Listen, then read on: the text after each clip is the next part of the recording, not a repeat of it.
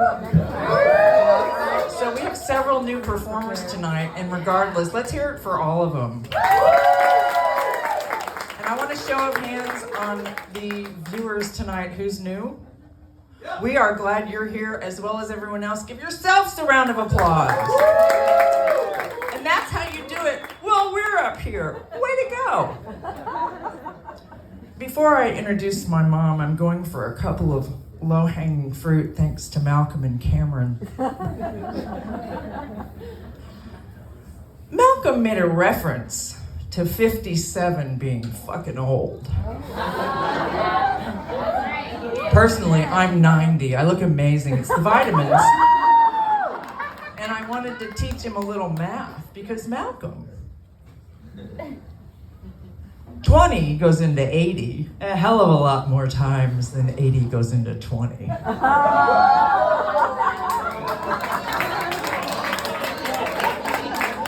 right, I'll skip the other one because my mom wants to talk. So, I'm Lucinda, I'm alive. This is my mother, Phyllis. She used to be. She's been in my closet for 13 years, but she was homophobic, so I decided to get her out of the closet. Currently, she lives in the back seat of my car, so she's a backseat driver. Look, you're not paying. I can make a bad joke. Sorry, not sorry. Okay, now I'm going to do the other thing, because it's relevant. My daughter is actually gay, and she's gay in all 50 states, so when I'm in Florida and I have to give my name, like let's say if it was Chick-fil-A, which I'll never go to, I digress, but Starbucks, I do this. Yes, I'd like this, and I'm hard of hearing, and my name is gay, so say it loud. And if they don't say it loud, I go, I'm sorry, did you say gay? All right. So, say what? You guys need to know your audience. I'm good. It's my truth wherever I am. That's true. Nobody's gonna hurt me. All right, so my mom was a fashionista in Tulsa, Oklahoma, where she raised me.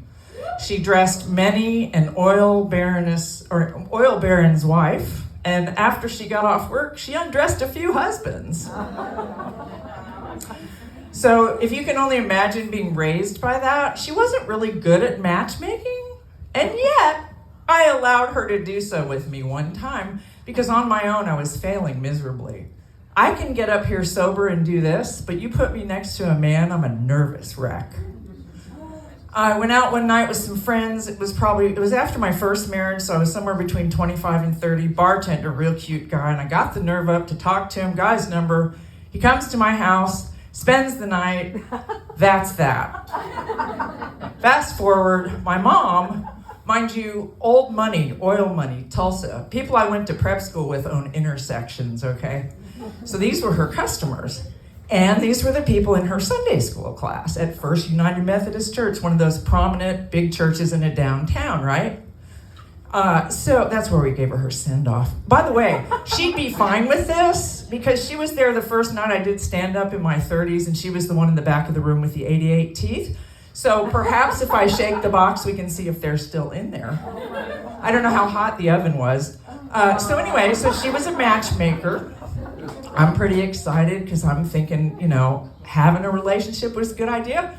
And she said, I have the nicest young man for you. His name is Mark McAfee. He goes to my Sunday school class. He's about 30. He's cute. He's got a job. He speaks English. I'm thinking that checks a lot of boxes with me. So I'm on my way to her condo to meet Mark.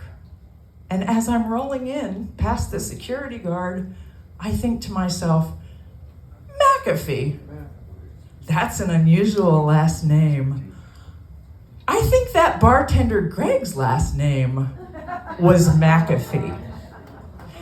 And I wasn't wrong. So when I walked into the house, this was the conversation. I told my mom already, I called her on the way. I said, so this could be our first and last date? I met your brother, and how shall we say it? You're in my mom's Sunday school class. I kind of know him in a biblical sense. So I kind of think you're going to dinner on your own, and I'm really glad you know where the door is. So have a nice night. Wow, you guys, all always a hard crowd. There's so many of you here. You could hear a pin drop. Anyway, yeah, she wasn't real good at that. Hey, Malcolm, how much time? We got 8 minutes left. Okay.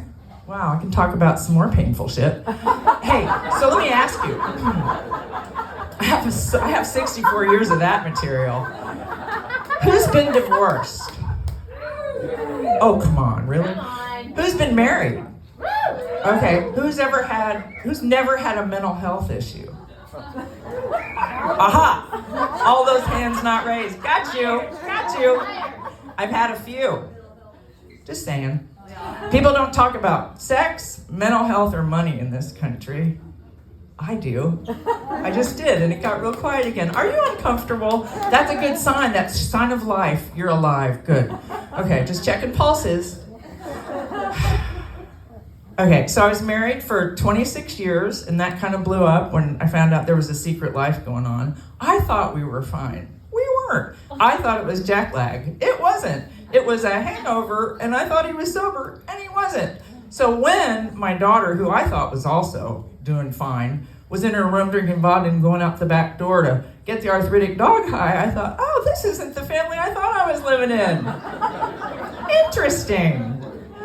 Yeah, so when I got called to the police station because she got busted for smoking pot, this is a good story. Listen, I can laugh about it now. I have paid a lot of therapists for the trauma work. I walk in, I'm like, here comes job security. So, anyway, I'll use these last few minutes well, Malcolm, I promise. Yeah, and I forgot what I was going to say. Hold on. Thank you. Oh. Wow, did I really? I really did lose it. Your daughter's smoking pot. Thank you. Anyway, thank you. Yeah, so we're living in Bixby, Oklahoma. Real redneck. It's a sod farm country. 6 cells in the jail, which they told me when I went to pick her up. Yeah. And I'm getting this call from her. Mom, I've been busted for smoking pot. I'm in the Bixby jail. Well, at the time, I was taking that blue pill called Ambien. I was pretty fucked up at the moment. It's like I had about a 30-minute window to do something to get my kid out of this jail. I call her dad. He's in his apartment and he's shit-faced. I'm like, I don't have time for this. I hang up. Okay, then I call the only friend I knew to call, and she was in her garage getting high, so I was gonna have to do. So she comes to get me, and I'm pretty outspoken often, and when there's things that let down the defenses, it can be something. So we go into this, I don't know how we didn't all end up in jail. My daughter, by the way, she's 17, half a head of hair from alopecia, stocking hat. They've got her chained to a bench for smoking pot in the park. I was not happy, but I didn't speak to it. And we go in there, and I don't even know how I spoke English. I must have been like melting down the wall. I can't get my kid, because I once got a police escort back from Sonic when I went for a chili cheese dog while sleep driving one. I don't recommend Ambien. Are you picking up on that?